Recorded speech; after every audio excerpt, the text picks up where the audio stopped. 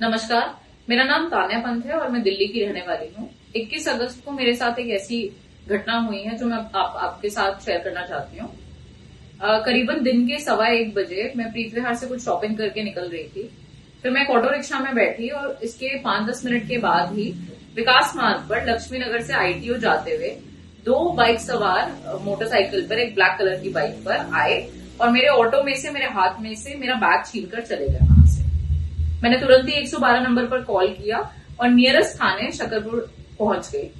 थाने पहुंचते ही मैंने कंप्लेन करी और सब्सिक्वेंट सेक्शंस में FIR लॉन्च की गई। मेरे बैग में मेरा लैपटॉप चार्जर, फोन चार्जर, घर की चाबियां, मेरी सभी IDs, मेरी कोई ज्वेलरी, मेरे डेबिट क्रेडिट कार्ड्स के साथ साथ मेरे एक एप्पल के एयरपॉड्स प्रो भी थे। मेरे एयरपॉड्स मेरे फोन के साथ कनेक्टेड हैं और उनकी लोकेशन मेरे फोन से ट्रेसेबल है।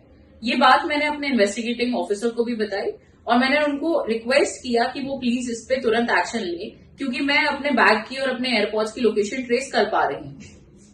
मेरा ये उनको बताने के बाद सेम डे इवनिंग में अराउंड 6-6:30 पर वो लोकेशन लोनी गाजियाबाद की पाई गई और ये बात बार बार IO को बताने के बाद उन्होंने मुझे कहा कि आप खुद वहां पे चले जाइए और मैं आपके साथ एक हमारी टीम का कांस्टेबल भेज देता हूँ। 2 कांस्टेबल्स को मेरे साथ भेजा गया और हम उस लोकेशन पे पहुंच गए। लोकेशन पे पहुंचने के बाद हमने ये पाया कि वो लोकेशन एक घर की आ रही है और उसी घर की लोकेशन वहीं स्टेबल थी और करंट लोकेशन काफी टाइम तक उसी घर की आ रही थी। वहां पहुंचते ही लोकल्स ने हमें वहां पे घेर लिया। 15 से 20 लोग वहां इकट्ठा हो गए और हमें धमकाने लगे। जो मेरे साथ कांस्टेबल थे वो भी बेचारे सिविल ड्रेस में थे, तो वो बहुत ज्यादा हेल्प हमें कर नहीं पाए, काफी अनप्रिपेयर्ड थे। उसके बावजूद हम वहां से किसी तरह अपनी जान बचा के निकले हैं। रात के 8:30 बजे हम उस लोकेशन पे पहुंचे और उसके बाद वापस आने के बाद जब मैंने इमीडिएट रिस्पांस की उम्मीद करी तो मुझे बहाने दिए गए कि चोरों ने स्टेट बॉर्डर क्रॉस कर लिया गया है, हमें परमिशन चाहिए गाजियाबाद जाने के लिए या बागपत जाने के लिए, परमिशन नहीं मिलने के कारण इसमें डिले हो रहा है और ना जाने क्या क्या। उसके बाद हम वहां से वापस आए। वापस आने के बावजूद सारी रात और अगले पूरे दिन उसी घर की करंट लोकेशन बार बार आ रही थी और अपडेट हो रही थी। कंटिन्यूसली सेम लोकेशन आ रही थी और ये मैं बात शकरपुर थाने में हेड कांस्टेबल, अपने IO, सब इंस्पेक्टर को, हर किसी को अपडेट कर रही थी along with those constables as well. Exact location पता होने के बावजूद कोई इमीडिएट एक्शन नहीं लिया गया। ओवर 24 आवर्स वो लोकेशन उसी जगह पे स्टेबल रही और किसी ने कोई एक्शन नहीं लिया। 22 अगस्त को करीब 5:30 बजे के आसपास वो लोकेशन वहां से मूव होनी शुरू हुई और अराउंड 6-6:30 के आसपास वो लोकेशन बागपत पहुंच गई। बागपत में वो लोकेशन स्टेबल रही अराउंड 9-9:30 तक। 9:30 के आसपास जो भी वो चोर था या जिसके भी पास मेरे एयरपॉड्स थे, उन्होंने मेरे एयरपॉड्स रीसेट कर दिए और मैंने वो लोकेशन लूज कर दी।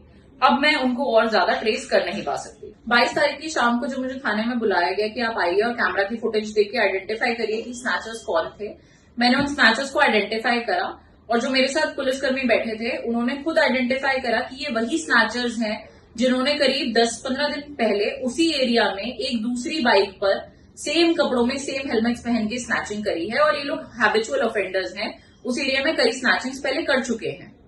आजकल देश में जो माहौल चल रहा है वो सब देखने के बावजूद मुझे खुद उस लोकेशन पे भेज दिया गया बिना मेरी सेफ्टी का ध्यान रखे हुए, मात्र 2 कांस्टेबल्स के साथ, जिनमें से एक तो सिविल में थे और उनके पास वेपन भी नहीं था। मैं इन अथॉरिटीज से सबसे पूछना चाहती हूँ, दिल्ली पुलिस से ये पूछना चाहती हूँ कि क्रिमिनल्स की लोकेशन पता होने के बावजूद उनको छोड़ देना हमारे सिस्टम का स्टैंडर्ड बन गया है क्या? दिल्ली जैसे शहर में जहाँ क्राइम्स अगेंस्ट वुमेन ऑलरेडी इतना ज्यादा राइज पर है, उस बैग में मेरी सभी IDs भी थी, उनमें मेरा एड्रेस मेंशन्ड है, मेरे काम की लोकेशन मेंशन्ड है, मेरे साथ कुछ भी हो सकता है। इसलिए मैं आप सबसे ये रिक्वेस्ट करूंगी कि आप प्लीज इस वीडियो को ज्यादा से ज्यादा शेयर करें ताकि जो भी अथॉरिटीज हैं वो ये देखें कि 2 दिन तक करंट लोकेशन कल्प्रिट की होने के बावजूद हमारी दिल्ली पुलिस कोई एक्शन नहीं ले पाई।